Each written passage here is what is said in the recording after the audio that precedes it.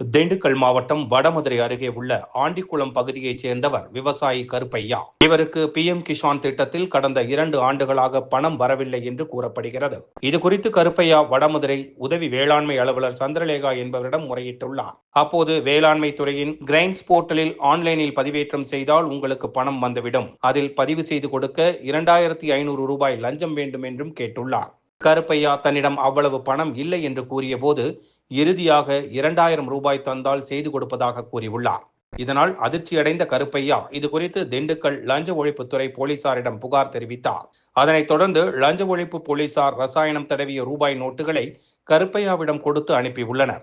இன்று வடமதுரை ஒருங்கிணைந்த வேளாண்மை விரிவாக்க மையத்தில் சந்திரலேகாவிடம் பணம் 2000 ரூபாயை கருப்பையா கொடுத்தபோது அங்கு மறைந்திருந்த லஞ்ச ஒழிப்புத்துறை போலீசார் சந்திரலேகாவை கையும் களவுமாக பிடித்துள்ளனர். மேலும் சந்திரலேகாவிடம் போலீசார் தொடர்ந்து விசாரணை மேற்கொண்டு வருகின்றனர்.